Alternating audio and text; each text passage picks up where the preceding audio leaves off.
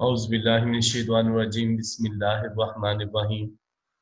अस्सलाम वालेकुम students. I'm your biology teacher Sadakat Ali from PGC Sahiwal. जी students, हमने चैप्टर नंबर 27 स्टार्ट किया हुआ है, man and his environment.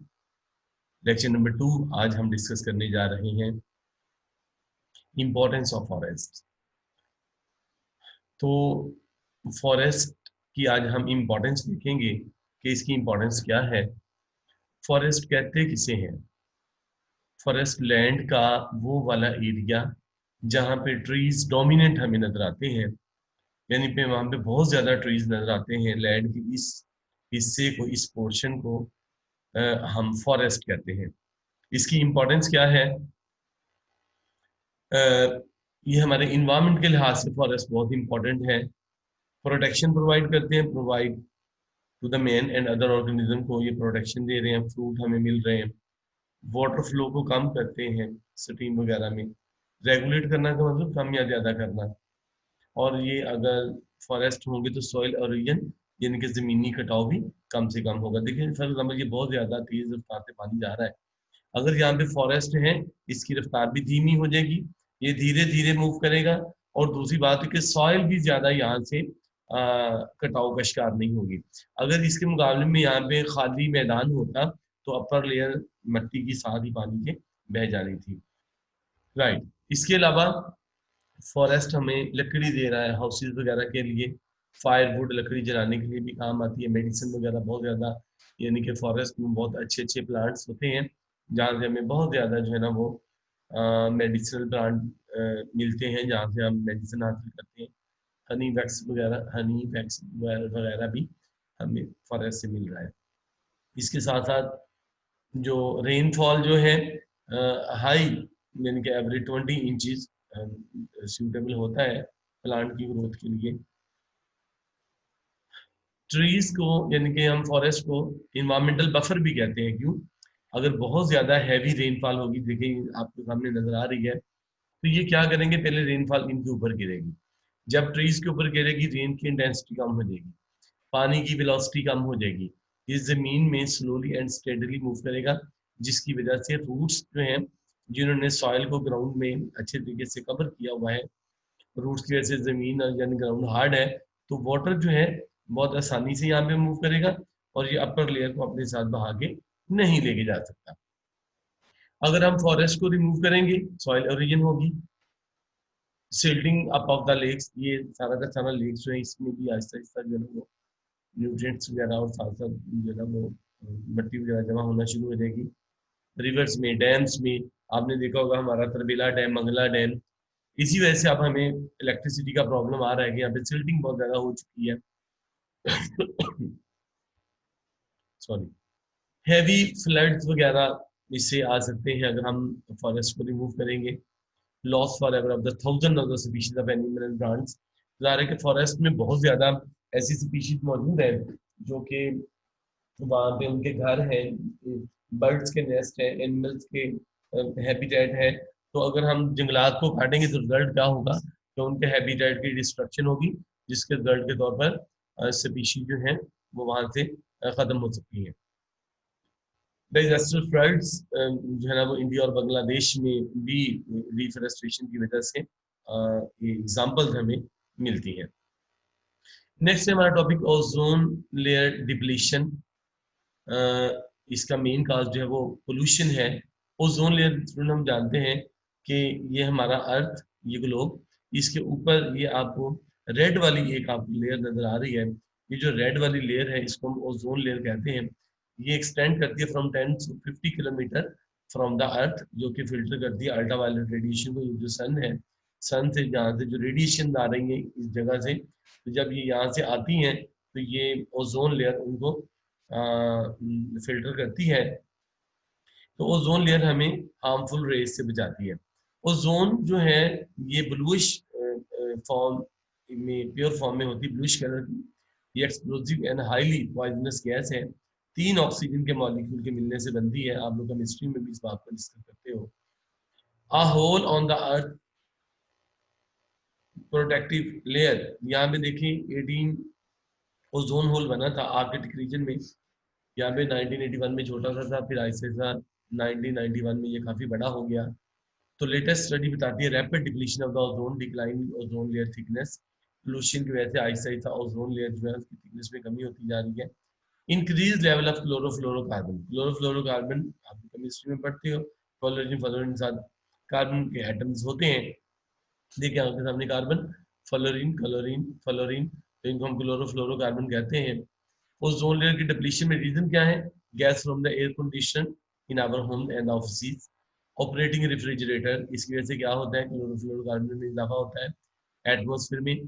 Chlorofluorocarbon के इजाफे की वजह से अल्ट्रा वायलेट रेज जो कि रिलीज हो रही हैं, अल्ट्रा वायलेट रेज क्लोरीन को रिलीज करेंगी एटमॉस्फेयर में। किस तरीके से अभी मैं मैकेनिज्म आपको समझाऊंगा। क्लोरीन क्या करेगी? फिर डिस्ट्रॉय करेगी ओजोन लेयर को, ओजोन मॉलिक्यूल्स को। तो ये देखें, ये हमारी एक्टिविटीज की वजह से ये जो ओजोन लेयर है इसमें आहिस्ता आहिस्ता इसकी थिनिंग हो रही है, और दूसरी बात ये प्रोटेक्शन का काम भी हमारे लिए नहीं कर पाएगी। ओजोन लेयर थिन हो रही है, जितनी थिन होगी मोर अल्ट्रावायलेट रेज जो है वो सन तक पहुंचेंगी। आर्कटिक रीजन में यहाँ पे देखें, ये सन, ये हमारा अर्थ ग्लोब, यहाँ पे एक होल क्रिएट हो चुका है जिसकी वजह से, लेकिन ऑटोमेटिकली ये सुनने में आ रहा है कि होल खुद खुद जो है इसकी जो है ना वो हो चुकी है, रिफॉर्म हो गया, यहाँ पे दोबारा से बन चुका है। अब इतना ज्यादा हमें खतरा नहीं है, इनके नेचर का ये सेल्फ सस्टेन यूनिट है जो कि खुद ब खुद सुनने में आएगा, काफी हद तक इसकी यहाँ पे रिकवरी हो चुकी है। क्लोरोफ्लोरोकार्बन किस तरीके से नुकसान पहुंचाते हैं? देखिए ये chlorofluorocarbon molecule, carbon, chlorine, fluorine, जिसको हम CFCS भी कहते हैं, क्लोरोफ्लोरोकार्बन मॉलिक्यूल अल्ट्रावायलेट रेज। जब अल्ट्रावायलेट रेज आएंगी तो क्या करेंगी? इन्होंने क्लोरीन को सेपरेट कर दिया। ये क्लोरीन जाके ओजोन लेयर के O3 के मॉलिक्यूल के साथ केमिकल रिएक्शन करेंगे। रिएक्शन के तौर पर एक ऑक्सीजन सेपरेट होके ClO मॉलिक्यूल बन गया। अब ये ऑक्सीजन रह गई। अब जो फ्री मॉलिक्यूल है ऑक्सीजन का, ये एक इस ClO के साथ केमिकल रिएक्शन करेगा, जिसके रिजल्ट के तौर पर oxygen O single single oxygen मिलके O2 का मॉलिक्यूल बना देंगे, और दोबारा से क्लोरीन यहाँ से इजादा होगी। इस क्लोरीन के एक मॉलिक्यूल ने ओजोन के जो 3 ऑक्सीजन है इनको पहले ब्रेक डाउन किया, जबकि ऑक्सीजन प्रोड्यूस हुई। अब ये वाला जो है ऑक्सीजन, इसके साथ ये किसी दूसरी ऑक्सीजन के साथ मिलके दोबारा सिंगल ऑक्सीजन ये मिलके, तो नेसेंट ऑक्सीजन भी कहते हैं, तो ये मिलके O2 बना देते हैं और साथ क्लोरीन को अलग कर देगा। क्लोरीन दोबारा से किसी और ओजोन मॉलिक्यूल को नुकसान पहुंचाएगा। इस तरीके से क्लोरोफ्लोरोकार्बन जो है इनकी और अल्ट्रावायलेट रेडिएशन की वजह से जो हमारे जो ओजोन लेयर है वो आहिस्ता आहिस्ता उनकी डिप्लीशन हो रही है। Single chlorine atom can react with ultraviolet rays and destroy as many as 1 million ozone molecule को ये नुकसान पहुंचा सकता है। राइट, तो इस तरीके से ये step wise ozone layer deplete हो रही है। इफेक्ट्स क्या होंगे? अगर ज्यादा अल्ट्रावायलेट रेडिएशन जो है वो अर्थ तक पहुंचेगी तो अर्थ का टेम्परेचर इंक्रीज होगा, पहली बात, जो कि लाइफ के लिए नुकसानदेह है, वेदर के लिए नुकसानदेह है। लाइफ में crops, trees, plant, marine, phytoplankton, ये इनमें इनकी लाइफ डिस्टर्ब होगी। साथ साथ ह्यूमन में skin cancer, cataracts in human, आपने देखा आंख का मोतिया जिसे हम कहते हैं, जिसमें लेंस के सामने एक वाइट सी लेयर आ जाती है जिसको मोतिया कहते हैं, कैटरैक्ट कहते हैं। स्किन कैंसर हो सकता है। क्लोरोफ्लोरोकार्बन से हमें इतनी ज्यादा जो है ना वो नुकसान हो सकते हैं। राइट, नेक्स्ट हमारा बहुत इंपॉर्टेंट टॉपिक है ग्रीन हाउस इफेक्ट। ये लॉन्ग क्वेश्चन के तौर पर बहुत इंपॉर्टेंट क्वेश्चन है। Right note on green house effect. सबसे पहले हम डिस्कस करेंगे कि ग्रीन हाउस है क्या। देखिए स्टूडेंट, ये प्लास्टिक बैग भी हो सकता है, ग्लास शीट भी हो सकती है, तो इसको हम ग्रीन हाउस कहते हैं। आपने देखा होगा अमूमन इन्वायरमेंट की वजह से, इन्वायरमेंटल टेम्परेचर की वजह से, आप लोग अगर देहात में रहते हैं या सिटीज में कहीं पे हम नर्सरीज वगैरह में जाने का इत्तेफाक हुआ है, तो अमूमन ग्रीन हाउस में वो वाले प्लांट हमने ग्रो किए हुए हैं जिनको ज्यादा टेम्परेचर चाहिए ग्रो करने के लिए, और बाहर का टेम्परेचर अमूमन कम है।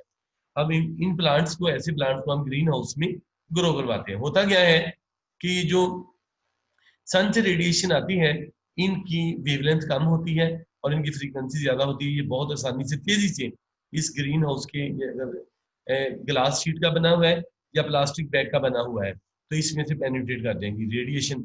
जब ये रेडिएशन इसमें से गुजर जाएंगी, इस ग्लास शीट में से या इस प्लास्टिक बैग में से, अब ये जाके अंदर इसके साथ टकराएंगी, और टकराने के बाद जब ये अर्थ इनको री रेडिएट करेगी, तो इनकी वेवलेंथ ज्यादा हो चुकी होगी, जिनको हम कहते हैं इंफ्रारेड रेडिएशन।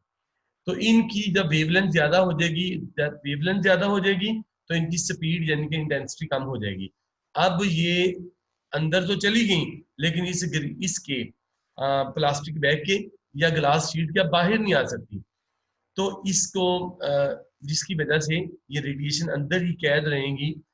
तो इस तरह रेडिएशन के अंदर कैद रहने से अंदर का टेम्परेचर इंक्रीज करेगा, और इन हमें अंदर का टेम्परेचर इंक्रीज करना भी है। क्यों? अंदर जो हमने प्लांट ग्रो किए हुए हैं, इनको ज्यादा टेम्परेचर चाहिए ग्रो करने के लिए। तो चूंकि हमने इनमें प्लांट ग्रो करवाए हुए हैं इस हाउस में, चाहे वो प्लास्टिक बैग है, चाहे वो ग्लास शीट है, तो इसको हम कहते हैं ग्रीन हाउस, जहां पे हमने प्लांट ग्रो किए हुए हैं। तो room of transparent material mostly glass regulate climatic condition. Working of the greenhouse मैंने आपको बताया है, light rays from the sun penetrate greenhouse, absorbed by the plants and the soil, radiate as longer wave यानी कि infrared radiation की form में अर्थ दोबारा उनको फिर खारिज करती है, लेकिन ग्लास जो है उनको बाहर नहीं जाने देता, जिसकी वजह से ग्राउंड ग्रीन हाउस का टेम्परेचर जो है ना वो इंक्रीज करता है। राइट, ये ग्रीन हाउस है ना आपके सामने, जो प्लास्टिक बैग का घर है जो आपको नजर है, ये ग्रीन हाउस है। क्यों ग्रीन हाउस? क्योंकि जहां पे हमने प्लांट ग्रो किया, ये ग्रीन हाउस है। प्लास्टिक बैग हो सकता है, इसका घर हो सकता है, या ये ग्लास शीट हो सकती है। राइट, अब ग्रीन हाउस की वजह से टेम्परेचर इंक्रीज हुआ। तो इसी तरीके से अगर हम देखें, जो ग्रीन हाउस काम कर रहा है यहाँ पे, जो प्लास्टिक बैग काम कर रहा है, ये जो ग्लास शीट जो काम कर रही है, तो जो इन्वायरमेंट में कार्बन डाइऑक्साइड और chlorofluorocarbon, SO3, sulphur dioxide, carbon dioxide, इस तरह की गैसेस जो हैं, ये बिल्कुल ये ग्रीन हाउस के बैग का काम कर रही हैं। होता क्या है कि carbon dioxide of the atmosphere behave like the glass sheet of the green house. अब जो कार्बन डाइऑक्साइड है, ये क्या करती है, दिन के वक्त जो सन से ये रेडिएशन आ रही है, तो ये बहुत आसानी से यहाँ से आके जमीन के अंदर एब्जॉर्ब हो रही है, प्लांट एब्जॉर्ब कर रहे हैं, अर्थ इनको एब्जॉर्ब कर रही है। लेकिन क्योंकि इनकी वेवलेंथ कम और इनकी इंटेंसिटी ज्यादा होती है, इनकी स्पीड ज्यादा होती है, तो ये बहुत तेजी से आ जाती है। लेकिन जब रात के वक्त अर्थ इनको री रेडिएट करती है, दोबारा से इन शुआओं को, इन रेडिएशन को इंफ्रारेड रेडिएशन की फॉर्म में खारिज करती है, तो बाहर जो कार्बन डाइऑक्साइड की लेयर है, ये कार्बन डाइऑक्साइड की लेयर, ये ग्रीन हाउस गैस के तौर पर, ग्रीन हाउस के तौर पर इफेक्ट करती है। ग्रीन हाउस के प्लास्टिक बैग या इस शीशे के घर की तरह एक्ट करती है, और इन रेडिएशन को अब वापस नहीं निकलने देगी, जिसकी वजह से अर्थ का temperature day by day increase हो रहा है। इसको हम ग्रीन हाउस इफेक्ट यानी कि हम इस फिनोमिना को ग्लोबल वार्मिंग भी कहते हैं। तो carbon dioxide of the atmosphere absorbs sun energy. Glass do not allow these rays to escape out. Heat remain in the atmosphere और एटमॉस्फेयर का टेम्परेचर ग्रेजुअली इंक्रीज करता रहता है। तो अर्थ का टेम्परेचर इंक्रीज हो रहा है, इसको हम कहते हैं ग्लोबल वार्मिंग। अर्थ का टेम्परेचर इंक्रीज होना, क्यों इंक्रीज हो रहा है? मैंने अभी आपको बताया, carbon dioxide of the atmosphere behaves like glass sheet of the green house.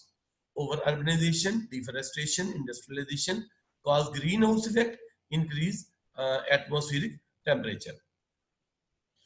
Global warming effect के क्या होंगे? जब अर्थ का टेम्परेचर इंक्रीज होगा, इसका अल्टीमेटली क्या इफेक्ट होगा? Rapid melting of the ice caps and the glaciers bring flood. देखिए, ये फॉर एग्जांपल ये ग्लेशियर्स हैं, यहाँ पे स्नो कवर है।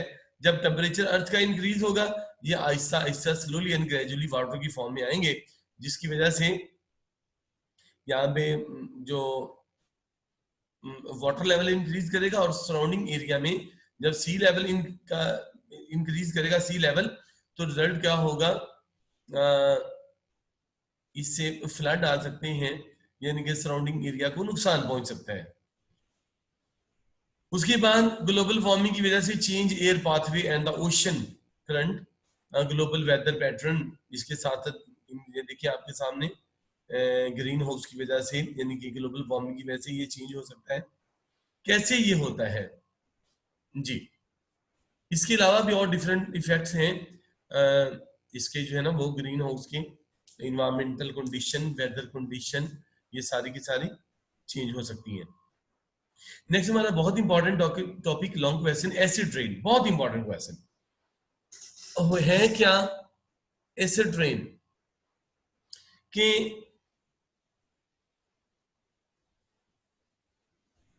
जो सल्फर है, ये ऑक्सीजन के साथ मिलकर सल्फर ऑक्साइड और नाइट्रोजन NO2 और SO2 SO3 की फॉर्म में प्रोड्यूस करते हैं। इनके प्रॉपर नाम है SO2 SO3, sulphur dioxide sulphur trioxide, NO2 and NO and NO2। तो ये वाले जो कंपाउंड्स हैं, ये जो मॉलिक्यूल्स आपको नजर आ रहे हैं, with water, sulphur dioxide plus water, ये मिलकर बना देते हैं sulphuric acid, sulphur trioxide plus water, ये बनाते हैं सल्फ्यूरिक एसिड, ये एसिड की फॉर्मेशन हो गई। इसी तरीके से ये वाला जो चीजें हैं, ये जो NO2 NO SO2 SO जो बने हुए आपको नजर आ रहे हैं, ये अल्टीमेटली ये डिफरेंट तरह के सोर्सेज से ये प्रोड्यूस होते हैं।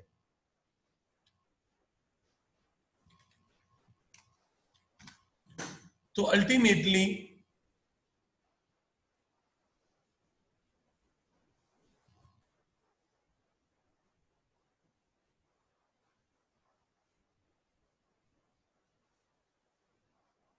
सल्फ्यूरिक एसिड और सल्फ्यूरिक एसिड, ये जब देखिए सल्फर डाइऑक्साइड और वाटर के ड्रॉपलेट, अभी मैंने केमिकल रिएक्शन देखा, देखिए सल्फर डाइऑक्साइड और water vapour, nitrogen NO2 plus water vapour, ये मिलके बना देते हैं, यहाँ पे एसिड की फॉर्मेशन होती है। और ये फिर क्या करता है कि ये किसी भी जगह पे ये बारिश के साथ साथ ये जो रेन है, ये जो कंपाउंड बने, ये जहाँ पे भी गिरेंगे और उसको एसिड रेन कहेंगे। ये जो ड्राई डिपॉजिट के तौर पर भी हो सकता है, अगर वाटर के साथ, एयर वाटर के साथ मिलके है तो ये वेट डिपोजिशन भी हो सकती है। दोनों तरीकों से ये नुकसानदेह है। तो एसिड रेन यानी कि sulphuric acid sulphuric acid, nitrous acid nitric acid, जो कि पोल्यूशन, डिफरेंट पोल्यूटेंट्स से पोल्यूशन की फॉर्म में डिफरेंट जगह से, सोर्सेज से निकलते हैं, और जब ये एयर में जाती हैं, sulphur dioxide, nitrogen dioxide, sulphur trioxide वगैरह, तो ये वाटर वेपर के साथ मिलके एसिड रेन की फॉर्म में जमीन पर वापस आती है। तो ये लेक्स फॉर्म और फॉरेस्ट वगैरह को एसिड रेन नुकसान पहुंचा सकती है।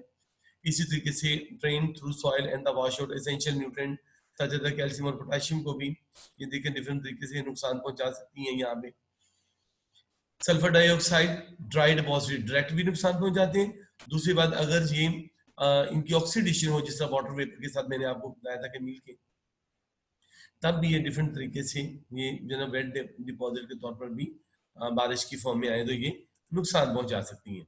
डिकम्पोज बैक्टीरिया वगैरह को नुकसान पहुंचा सकते हैं एसिड रेन, जिससे जो बैक्टीरिया जो हमारे लिए फायदेमंद होते हैं, जो कि डिकम्पोजर है, उनकी डेथ हो सकती है। इसी तरीके से प्लांट को नुकसान हो सकता है एसिड रेन की वजह से। प्लांट पॉइजन हो सकते हैं, न्यूट्रिएंट्स की कमी हो सकती है, और फिर प्लांट को दूसरी चीजें भी अटैक कर सकती हैं, दूसरे ऑर्गेनिज्म। ताजमहल आपने नाम सुना होगा, इसकी क्रॉडिंग शुरू हो सकी चुकी हुई है एसिड रेन की वजह से। इसका मार्बल आहिस्ता आहिस्ता खराब होना शुरू हो गया है। इसके साथ साथ जी, तो ये थे थोड़े से effects of acid rain. Next है वाटर पोल्यूशन। वाटर पोल्यूशन आसान सा टॉपिक है आपके सामने। ह्यूमन एक्टिविटी की वजह से जो इंडस्ट्रियलाइजेशन है, फैक्ट्रीज वगैरह है, वहां से सॉलिड, लिक्विड और गैसेज की फॉर्म में पोल्यूटेंट्स निकलते हैं, जो कि हमारे इन्वायरमेंट को खराब करते हैं, वाटर पोल्यूशन।